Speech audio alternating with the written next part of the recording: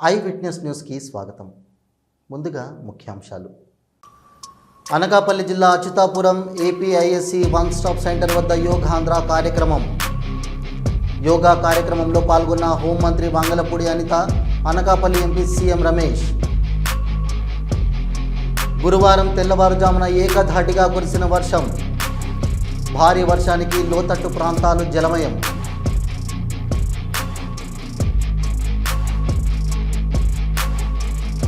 Hero Nikhil cinema షూటింగ్లో భారీ ప్రమాదం. వాటర్ ట్యాంకు పగిలిపోవడంతో భారీ నష్టం.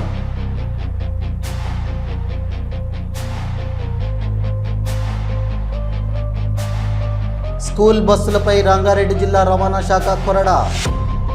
Bus RC, permit, driving licence, fitness బీమాలను పరిశీలిస్తున్న అధికారులు. రాష్ట్ర పునర్నిర్మాణం కోసం నిరంతర కృషి. అభివృద్ధి దిశగా పరుగులు పెట్టించడమే కూటమి ప్రభుత్వ లక్ష్యమన్న ముఖ్యమంత్రి నారా చంద్రబాబు నాయుడు. చంద్రబాబు ప్రభుత్వ ఏడాది వైఫల్యాలపై తాడేపల్లిలో బుక్ రిలీజ్. కార్యక్రమంలో పాల్గొన్న వైసీపీ నాయకులు, కార్యకర్తలు. సీఎంపై అనుచిత వ్యాఖ్యలు. సైబర్ క్రైమ్ పోలీసులకు ఫిర్యాదు చేశామన్న ఎమ్మెల్సీ బల్మూరి వెంకట్.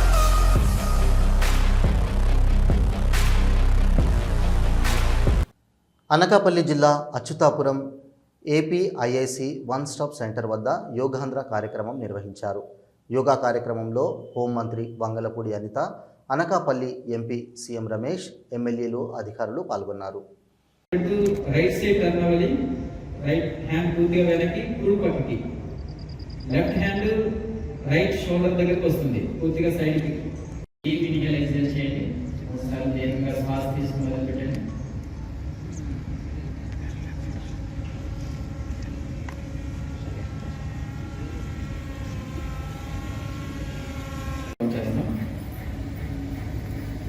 నెక్స్ట్ వృక్షాసనం చేద్దాం. ఇటు ఉన్న వాళ్ళు, అలానే సమస్య ఉన్న వాళ్ళు చేయదు.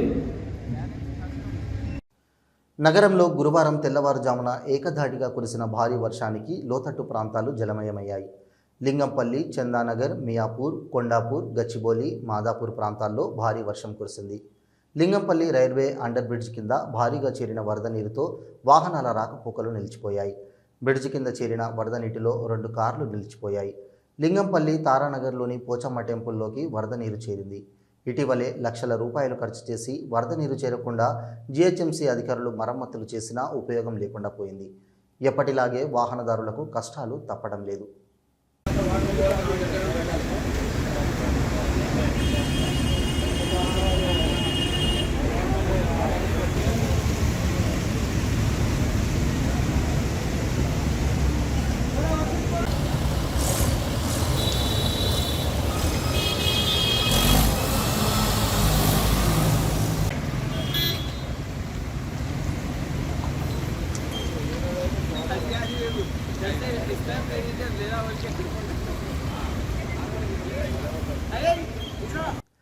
పశ్చిమ గోదావరి జిల్లా మొగల్తూరు మండలం ముత్యాలపల్లి శ్రీ బండి ముత్యాలమ్మ అమ్మవారి ఆలయం వద్ద భక్తులు, గ్రామస్తులు ధర్నాకు దిగారు.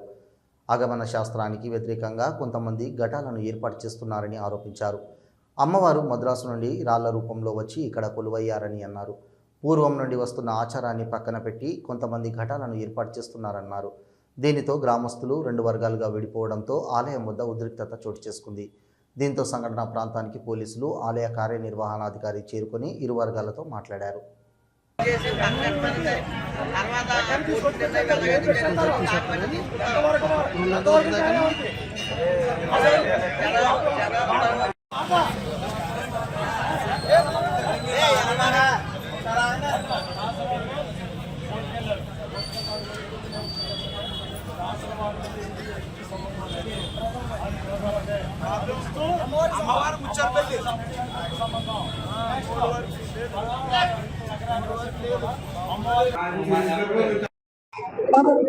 శ్రీ బండి ముత్యాల అమ్మవారు చెన్నై పట్టణం నుంచి 250 సంవత్సరాల క్రితం ఇక్కడికి వచ్చారు.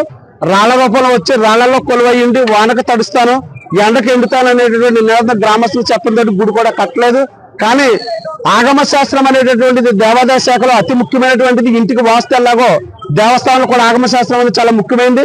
స్థల పురాణం ప్రకారంగా ఆచారాలు సాంప్రదాయాలు పాటించాలి తప్ప స్థల పురాణం కాదని పాటించేటువంటి అధికారం దేవాదాయ శాఖ ఎవరికి లేదు. అలాంటి స్థల పురాణం ప్రకారంగా తాడి చెట్టు, డిబ్బి, అమ్మవారి 3 రాళ్ళు మాత్రం ఇంపార్టెంట్ అని, అలాంటప్పుడు ఈ 3 రాళ్ళని పెట్టి రాతి మకర తోరణం పెట్టడం అనేటటువంటిది సాంప్రదాయ విరుద్ధం, ఆగమ శాస్త్ర విరుద్ధం. అంతే కాబట్టి ఈ పిటిషన్ మేము 5 సంవత్సరాల నుంచి పోరాడుతుంటే కొంతమంది వ్యక్తులు వ్యవహారం చేసి చేస్తున్నారు. అమ్మవారి మనోభావాలను కానీ, భక్తుల మనోభావాలు కానీ, అమ్మవారి ఆచార సాంప్రదాయాలను కానీ పాడు చేయకూడదని మా ఉద్దేశం. గ్రామ దేవత కొన్ని ఆచారాలు ఉంటాయి, ఆ ఆచారాలు పాటించి ఆ ప్రకారంగా పూర్వం ఏదైతే ఉన్నదో వాటిని మాత్రం ఉంచి కనుమ యగస్టాలు ఏమైతే ఉన్నాయో అమ్మవారి పాదాలను కూడా తొలగించాలని చెప్పి రాతి విగ్రహాలని ఆ రాతి మగర తోరణం తొలగించాలని మా డిమాండ్. అమ్మవారి కోరిక, మా కోరిక, భక్తుల కోరిక, గ్రామస్తుల కోరిక, అందరి కోరిక అది. హీరో నిఖిల్ సినిమా షూటింగ్లో భారీ ప్రమాదం చోటు చేసుకుంది. ది ఇండియన్ హౌస్ సినిమా షూటింగ్లో ఘటన జరిగింది. సముద్రం సీన్స్ తీసేందుకు ఏర్పాటు చేసిన భారీ వాటర్ ట్యాంక్ పగిలిపోవడంతో లొకేషన్ మొత్తం వరద నీరు చేరుకుంది. ఈ ప్రమాదంలో అసిస్టెంట్ కెమెరామ్యాన్కు తీవ్ర గాయాలు కాగా మరికొంతమందికి గాయాలయ్యాయి.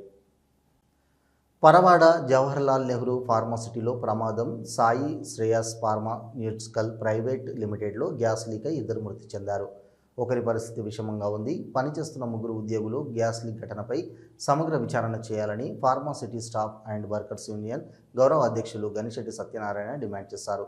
గతంలో కూడా ప్రమాదం జరిగిందని, భద్రతా ప్రమాణాల వైఫల్యం వల్లనే ఈ ప్రమాదం జరిగిందని శెట్టి అన్నారు. మృతులు పరిమి చంద్రశేఖర్, సరగడం కుమార్, బైడు బైసల్ అనే వ్యక్తి చికిత్సలు పొందుతున్నారు. మృతదేహాలను KGH మార్చుడికి తరలించారు. మృతుల కుటుంబాలకు ₹1 కోటి నష్టపరిహారం చెల్లించాలని గనిశెట్టి డిమాండ్ చేశారు. స్కూల్ బస్సులపై రంగారెడ్డి జిల్లా రవాణా శాఖ కొరడా జురిపించారు. స్పెషల్ రైడ్స్ నిర్వహించారు. గురువారం నుండి పాఠశాలలు ప్రారంభం కావడంతో విద్యార్థులను తరలించే స్కూల్ బస్సుపై ఫోకస్ చేశారు. ప్రతి వాహనాన్ని క్షుణ్ణంగా పరిశీలిస్తున్నారు. Bus RC, permit, driving licence, fitness, బీమాలను పరిశీలిస్తున్నారు. ముఖ్యంగా హ్యాండ్ బ్రేక్స్, అగ్నిమాపక యంత్రాలు, మెడికల్ కిట్లను తనిఖీ చేస్తున్నారు. 60 ఏళ్లు పైబడిన డ్రైవర్లపై సీరియస్గా వ్యవహరిస్తున్నారు. రాజేంద్రనగర్, ఆరంగర్, అప్పా జంక్షన్, శంషాబాద్, షాద్నగర్, చేవెళ్ళ, మియాపూర్లో తనిఖీలు కొనసాగుతున్నాయి.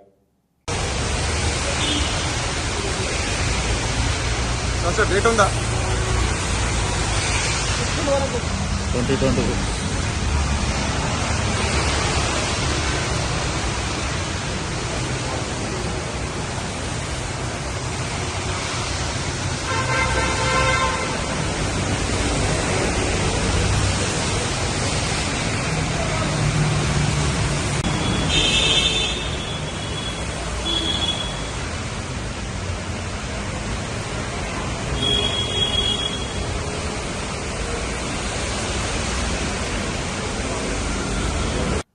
దొంగల చాతుర్యం అనుకోవాలా, బాధితుల నిర్లక్ష్యం అనుకోవాలా తెలియదు, కానీ అందరూ చూస్తుండగానే క్షణాల్లో ఓ స్కూటీని దొంగ చాకచక్యంగా దొంగిలించాడు. అతడు దొంగిలించిన స్టైల్ చూస్తే దిమ్మ తిరిగి మైండ్ బ్లాక్ అవుతుంది. షాద్నగర్ పట్టణంలోని పరమేశ్వర థియేటర్ రోడ్డులో రెహమాన్ షోరూమ్ ఎదురుగా సంధ్యా కిరాణా షాప్లో కిరాణా సరుకులు కొంటున్న యువకుడు కిరాణా కొట్టు ముందు కొద్దిసేపు స్కూటీ ఆపి సామాన్లు తీసుకుంటుండగా ఓ వ్యక్తి ఆ స్కూటీకి తాళం చూసి 2 చక్కర్లు కొట్టి 3వ చక్కర్లో దర్జాగా స్కూటీపై ఎక్కి బాలాజీ స్వీట్ హౌస్ గల్లీ నుంచి పరారయ్యాడు. వీడు మామూలుడు కాదు. క్షణాల వ్యవధిలో బైక్ను అపహరించి తీసుకోవడంతో ఇప్పుడు బైక్ కోల్పోయిన బాధితుడు లబోదిబోమంటున్నాడు. వీలైనంత వరకు ఈ వీడియో పోస్ట్ చేసి స్కూటీ దొరికే వరకు అందరికీ షేర్ చేయండి. ప్రజలు కూడా తమ వాహనాలను పార్కు చేశాక తాళం చెవులు దానికి పెట్టకుండా జాగ్రత్తగా లాక్ చేసిన తర్వాత వెళ్ళిపోవాలి. నిర్లక్ష్యానికి నిండు పరిహారం చెల్లించుకున్నట్లు ఉన్న ఈ సంఘటన చూసి మారాలి. సంక్షేమం, అభివృద్ధి, సుపరిపాలనతో కూడిన రాష్ట్ర పునర్నిర్మాణం కోసం ప్రజల ఆశీర్వాదంతో ఏర్పాటైన ఎన్డీఏ కూటమి ప్రభుత్వం ప్రజాపాలనలో ఏడాది పూర్తి చేసుకుంది. ప్రజల ఆకాంక్షలను తీర్చడం కోసం శక్తి వంచన లేకుండా ప్రతిరోజు పనిచేస్తున్నామన్నారు ముఖ్యమంత్రి నారా చంద్రబాబు నాయుడు. అనేక సమస్యలను, ఆర్థిక సవాళ్లను దాటుకొని ఏడాది కాలంలోనే పేదల సేవలో పెన్షన్లు, అన్న క్యాంటీన్లు, దీపం 2, తల్లికి వందనం, మత్స్యకార సేవలో లాంటి ఎన్నో సంక్షేమ కార్యక్రమాలను అమల్లోకి తెచ్చామన్నారు. మెగా డిఎస్సితో టీచర్ ఉద్యోగాలు, పెట్టుబడులతో ప్రైవేటు రంగంలో ఉపాధి కల్పనకు అడుగులు వేశామన్నారు. 55 లక్షల మెట్రిక్ టన్నుల ధాన్యం కొనుగోలు సహా రైతు సంక్షేమానికి పలు నిర్ణయాలు తీసుకున్నామన్నారు. ఈ నెలలోనే అన్నదాత సుఖీభవ పథకం కింద రైతులకు ఆర్థిక సహాయం అందిస్తామన్నారు. ఇరిగేషన్ ప్రాజెక్టు పనులకు అత్యంత ప్రాధాన్యం ఇచ్చి ప్రతి ఎకరాకు నీళ్లిచ్చే కార్యక్రమం చేపట్టామన్నారు. రాజధాని నిర్మాణం, పోలవరం పనులను మళ్లీ గాడిన పెట్టామన్నారు.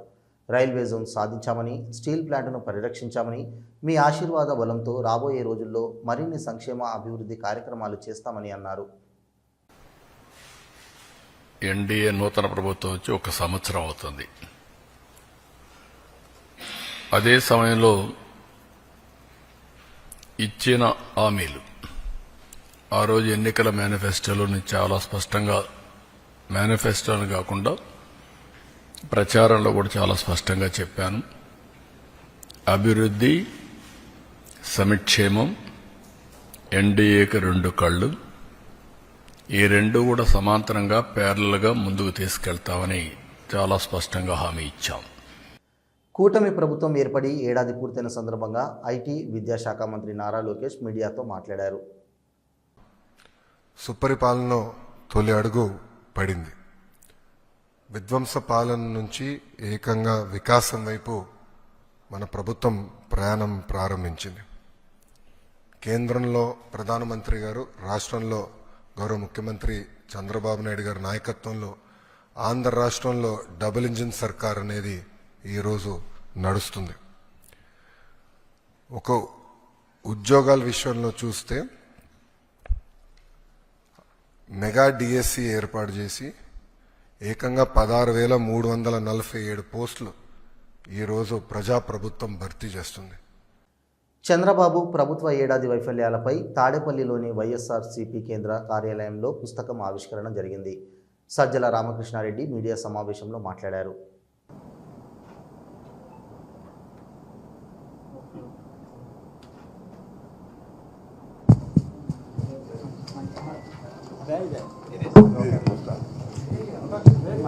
సరిగ్గా ఏడాది క్రితం ఈరోజు కూటమి ప్రభుత్వం చంద్రబాబు నాయుడు గారి నేతృత్వంలో ప్రమాణ స్వీకారం చేసింది. అది జరిగి ఈరోజుకు ఏడాది. బహుశా సాధారణంగా ఒక ప్రభుత్వం తర్వాత ఒక ప్రభుత్వం వచ్చినప్పుడు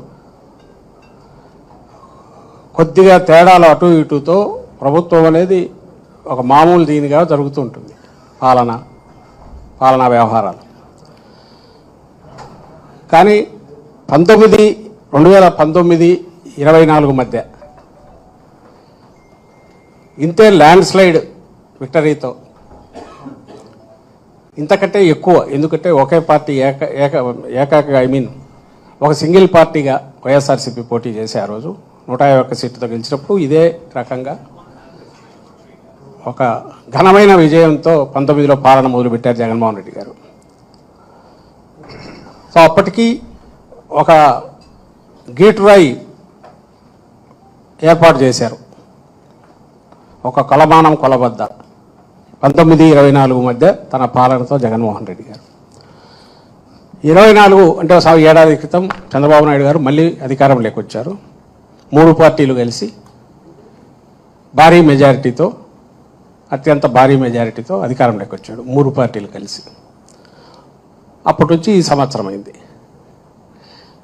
ఇప్పుడు సహజంగానే జగన్మోహన్ రెడ్డి గారి పాలనలో తొలి ఏడాది, చంద్రబాబు నాయుడు గారి పాలనలో తొలి ఏడాది ఎట్లుంటుందనేది కంపారిజన్ రాష్ట్ర ప్రజలందరూ గమనిస్తున్నారు. మేధావులు, విశ్లేషకులు కూడా దాన్ని అనలైజ్ చేస్తున్నారు. బీఆర్ఎస్ పార్టీ నాయకుడు కేటీఆర్ ఎమ్మెల్యే పాడి కౌశిక్ రెడ్డి సీఎంపై అనుచిత వ్యాఖ్యలు చేశారని ఎమ్మెల్సీ బల్మూరి వెంకట్ విమర్శించారు. గతంలో బీఆర్ఎస్ అధికారంలో ఉన్న సమయంలో కేటీఆర్ ముఖ్యమంత్రి కుర్చీని గౌరవించాలని మాట్లాడాడు. మరి ఇప్పుడు ఆయన బుద్ధి ఏమైందని అన్నారు. కేటీఆర్ వ్యాఖ్యలు బీఆర్ఎస్ కాంగ్రెస్ శ్రేణులు కొట్లాడుకునే విధంగా ఉన్నాయి. రాష్ట్రంలో ల్యాండ్ ఆర్డర్కు విఘాతం కలిగించే విధంగా కేటీఆర్ వ్యాఖ్యలు చేస్తున్నాడు. కింది స్థాయిలో ఉన్న బీఆర్ఎస్ కార్యకర్తలు, కాంగ్రెస్ కార్యకర్తలు కొట్టుకొని శాంతి భద్రతలకు భంగం కలిగించాలని చూస్తున్నారు. ఆ విషయంపై చర్యలు తీసుకోవాలని సైబర్ క్రైమ్ పోలీసులకు ఫిర్యాదు చేశామని ఆయన అన్నారు. BRS party MLA Kalvakuntla Taraka Ramarao, దానితో పాటు బీఆర్ఎస్ పార్టీ ఎమ్మెల్యే పాడి కౌశిక్ రెడ్డి ఇద్దరు కూడా గౌరవ ముఖ్యమంత్రి గారు రేవంత్ రెడ్డి గారిని ఉద్దేశించి అనుచిత వ్యాఖ్యలు చేయడం జరిగింది.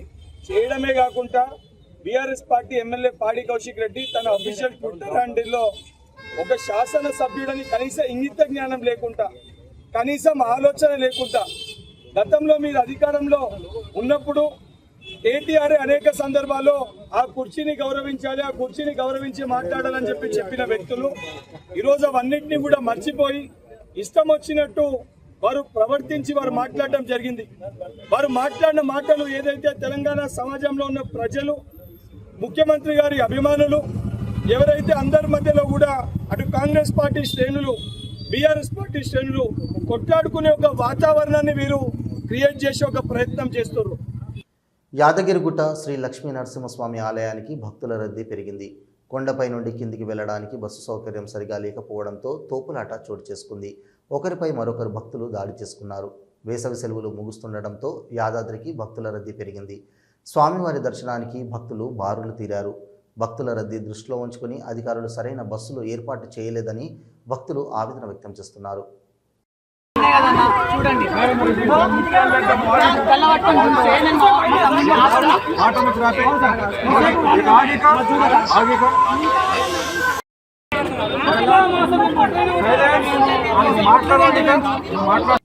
ఇవి ఈనాటి వార్తలు. చూస్తూనే ఉండండి ఐ విట్నెస్ న్యూస్.